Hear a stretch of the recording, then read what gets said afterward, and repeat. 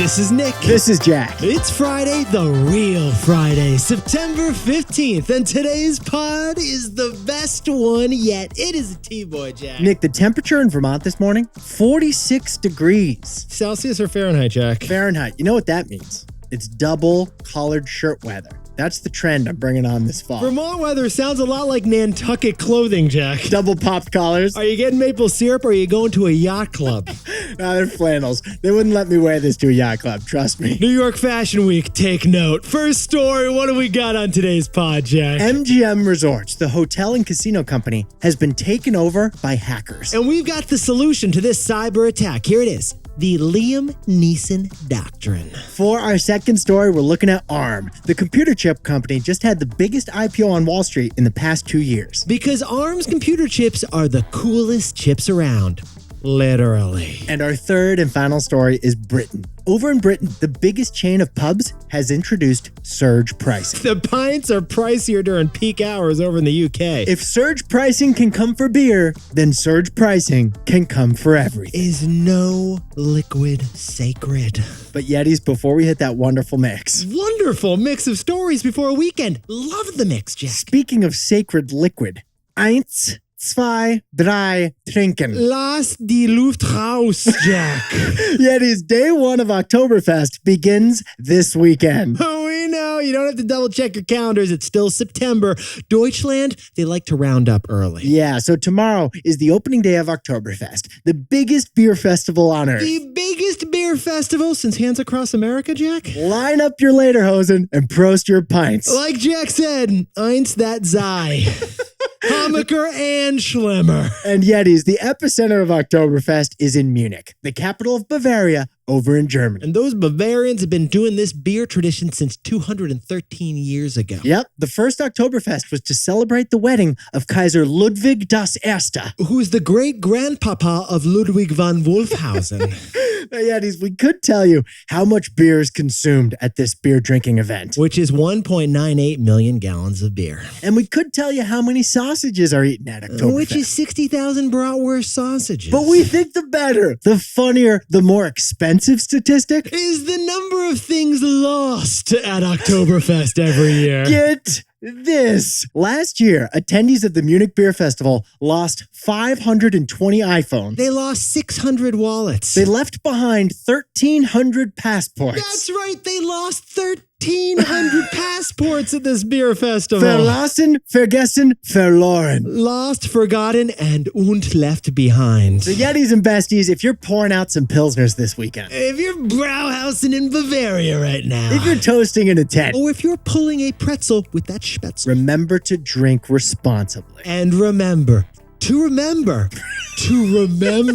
your things. Right. Like wallet? Check. Passport? Check. Podcast? Double check. Let's hit our three stories, Yetis. Machen Sie schnell, Jack. Machen Sie schnell. Ziggy zaggy, ziggy zaggy. And a ho ho ho?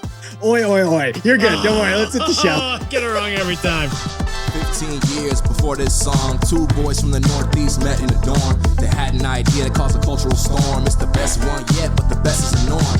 Jack, Nick, that's it. I don't even think they need to practice. 50%, that's a fat tip. T-Boy City on your list. If you know, you know, cause we ready to go. We can't wait no more, so just start the show. Start the show. For our first story, hackers have taken total control of MGM casinos and hotels in the biggest cyber attack in years. We think there's a solution, and we think that solution to ransomware attacks is the Liam Neeson Doctrine. But Jack, you know what's the worst feeling in the world?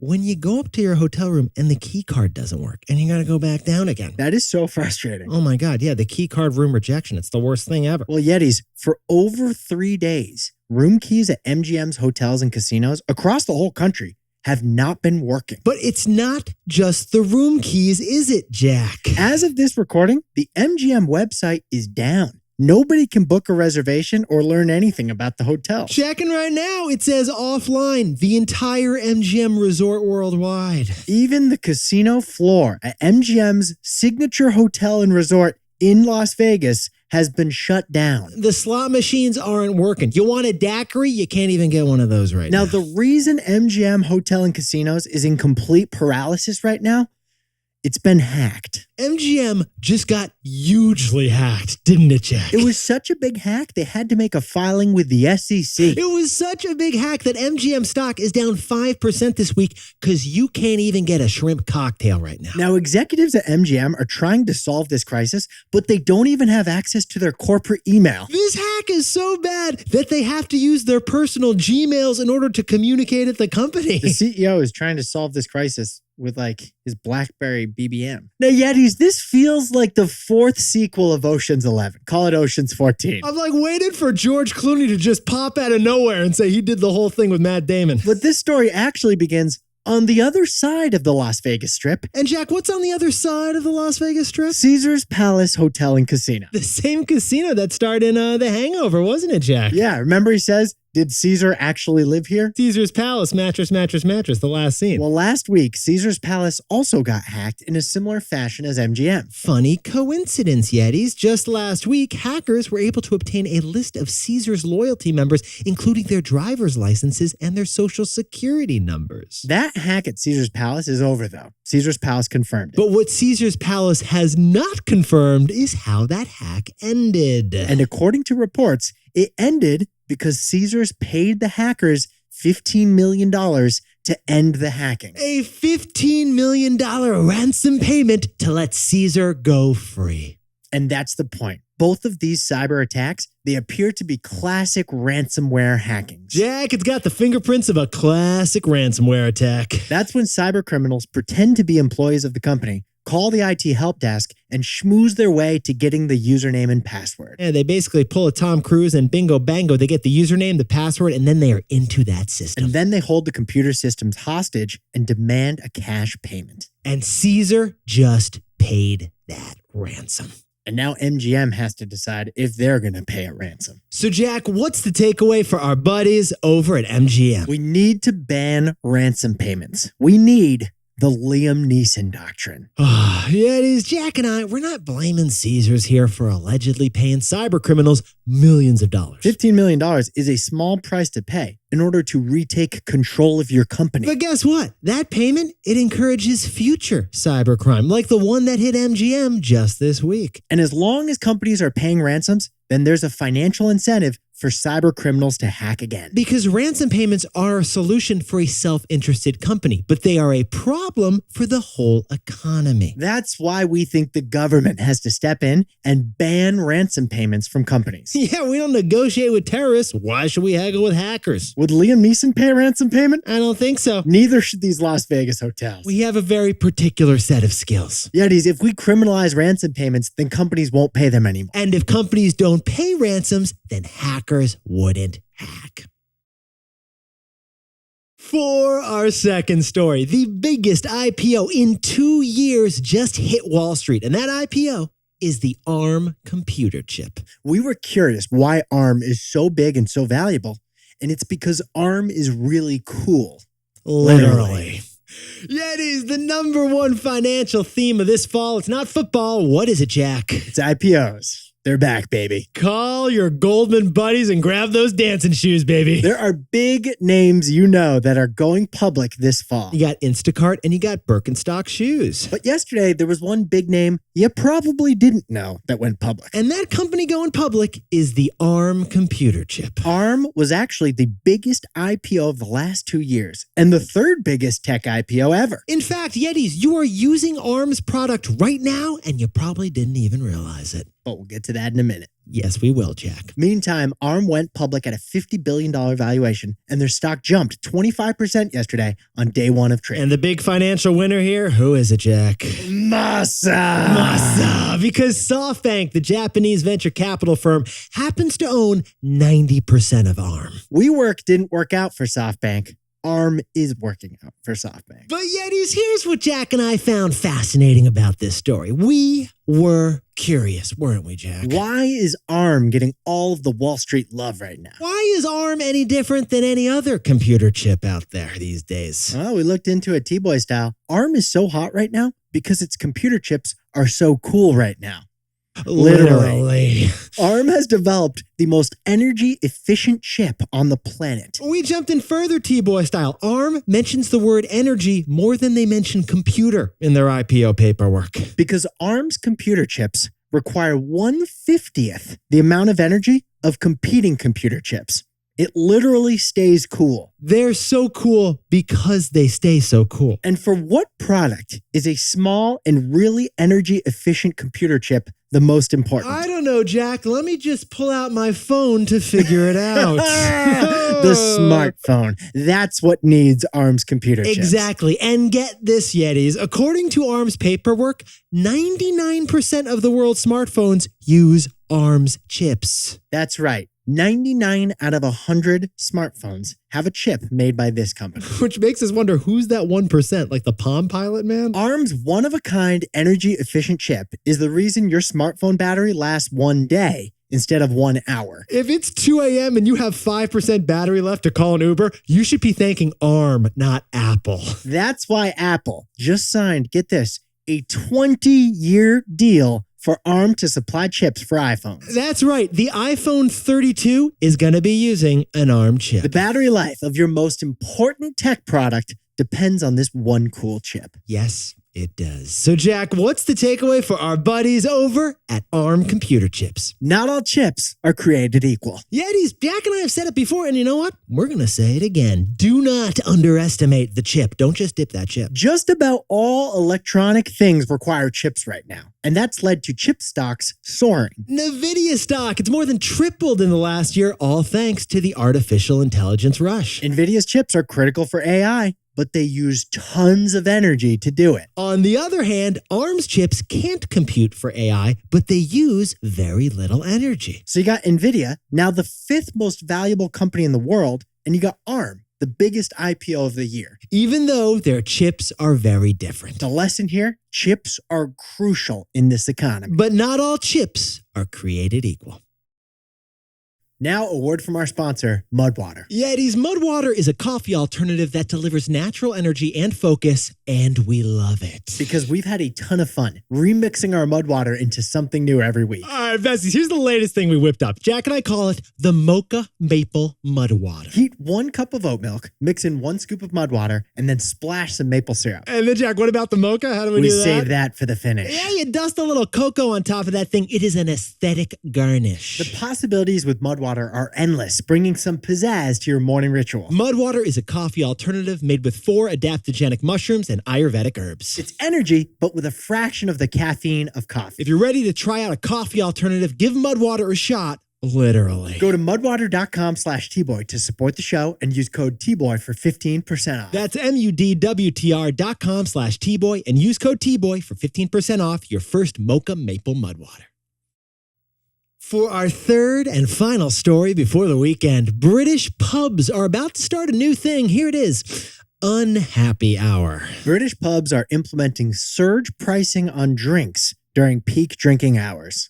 Jack, let's go back to our last trip to London. Remember we did our first live pod show to a live audience? That was January 2020. Does the name Stonegate Group mean anything to you? No, it does not. It doesn't mean anything to me either. But actually, they're the company that owns Slug and Lettuce, the popular bar in London. I think we were near there one time. Yeah, your favorite pub in London, the Thirsty Stag. It's probably owned by this conglomerate bar, actually, Stonegate Group. This conglomerate company, Stonegate, they own 4,000 pubs, 16,000 bartenders, and 25,000 taps for you to enjoy a lukewarm ale. And these bars in Britain, they also serve shepherd's pie, bangers and mash, and fish and chips. And they ride all those products to $2 billion of annual revenue. $2 billion in revenue for this pub conglomerate. That means they're as big as Lyft the ride-hail app. And guess what?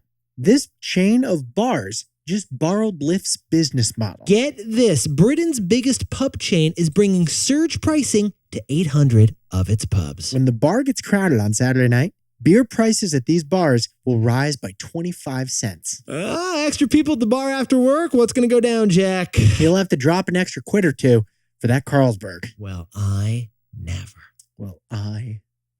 Now, Yetis, we know what you're thinking about this new business model.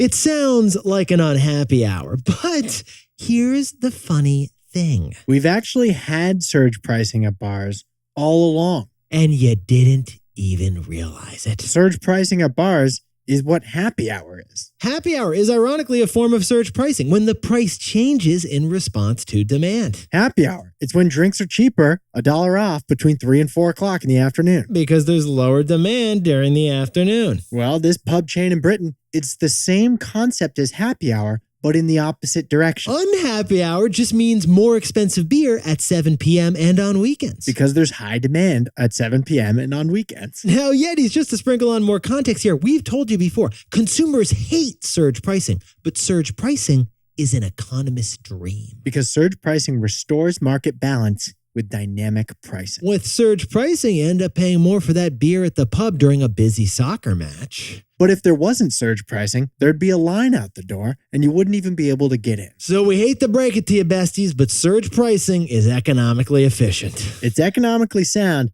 but try explaining that to Nigel, who's been going to the Thirsty Stag since Lord Mountbatten. So, Jack, what's the takeaway for our buddies in the services industry? There is a time and a place for surge pricing, and pubs aren't it. Interesting thing here, Yetis. There actually are certain industries where we all tolerate surge pricing. Like hotels, airlines, and trains. Prices change depending on how strong the demand is. I've been doing it for years, we don't even mind. But there are other industries where we don't tolerate surge pricing. Like movie theaters. Nick, this year, AMC tried and then had to cancel surge pricing because customers hated it. So Jack and I are wondering, what is the reason customers accept surge pricing with travel, but we don't accept it with services like bars or movie theaters? The answer? One has limited availability and the other doesn't. Surge pricing, it's socially acceptable if it's necessary to avoid a shortage, like with travel, trains, and planes. But it faces customer backlash when surge pricing is applied to a habit. Like drinking at a pub. With Nigel.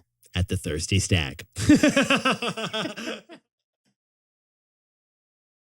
Jack, can you whip up the takeaways for us for the real Friday? Nick, the MGM hack appears to be over. The website is live again. Are you checking it right now? Did you just refresh the screen? Yeah, I just checked. I refreshed the window. Maybe they made a ransom payment to the hackers. But to end these hackings, we need to ban ransom payments. What we need is the Liam Neeson Doctrine. For our second story, ARM just IPO'd. Their chips are the reason your phone battery lasts a full day. Because not all chips are created equal. And our third and final story is Stonegate. Their 800 bars in Britain are facing customer heat with their planned surge pricing for drinks. Because there's a time and a place for surge pricing. Beer and bourbon are not it. But Yetis, this pod's not over yet. Here's what else you need to know today. First, Delta just completely revamped their loyalty program on us, so now you earn your status from spending money, not flying actual miles. From miles traveled to dollars spent. What do we always say about airlines, Jack? Airlines, they're credit card companies with a side hustle in logistics. And second, the president's son, Hunter Biden, has been indicted on gun charges. He's accused of lying about his drug use in a form he filed to buy a gun in 2018 and possessing a gun while using narcotics. And finally, the biggest paper in America, USA Today, is hiring 2 new reporters to follow Taylor Swift and Beyonce. Because Taylor Swift and Beyonce are economic forces. These are basically economics reporters. Yeah. Now, time for the best fact yet. This one whipped up by Jack and me to just cap off the week for you. Earlier this week, we told you that bananas contain 75% water, and watermelons are 96% water. And cucumbers are also 96% water. But get this, chicken? Chicken is 75% water. We got curious. We dove in further, T-Boy style. What did we discover, Jack? Pork, beef, even duck, 75% H2O. Turns out the majority of chicken meat you eat, you're actually drinking. You ready for this, Nick? Human beings are 60% water. No wonder I'm staring at a tall, cool glass of water over there, Jack. The reason, Yetis, the majority of muscle tissue is comprised of water. So pretty much every living thing is majority water. Which means we don't really eat food. We drink it. And we don't drink water. We drink ourselves. I don't even know what you mean, but I love it. Yetis, you look fantastic all week. And we got a couple updates for you. First, if you've got a shout out, if you want to get a fact of the day on the pod, if you got a birthday, just go to our website, tboypod.com. Click the shoutouts tab and fill out the forms, and you can make it into the show. And if you want to get our takeaways to share and read every day, then you can get our newsletter also at tboypod.com. Put our takeaways in your inbox. Easy to share, easy to read. And Jack, I just got to say, your double collar looks fantastic, and that's a win I want to celebrate. I'm a fashion trailblazer. You can be too. Don't sue us, Vineyard Vines. We did it first. There's plenty of room under these collars, Nick. Have a fantastic weekend. Celebrate the wins. Jack and I will see you Monday. I can't wait.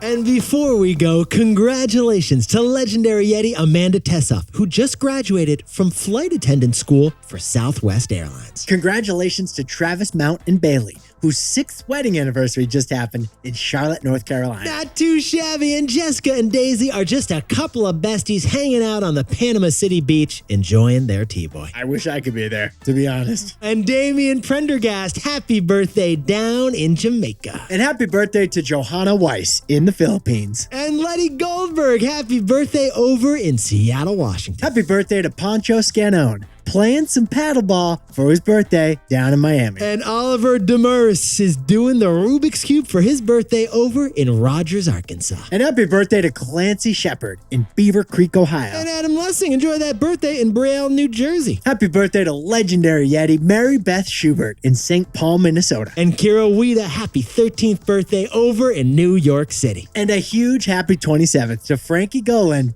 who's on the catwalk in Santa Monica right now. Frankie, really, really ridiculously good looking. This is Jack. Nick and I both own stock of Apple, and no Vineyard Vines were harmed in the making of this podcast. Nice job jumping into the S1, by the way. I noticed how primary reporting your links were. As a one, I really love that. I'm like, ugh.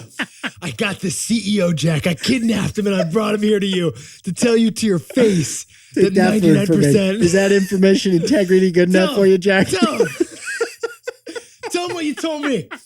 I don't care if it's in the S1. I want him to hear it.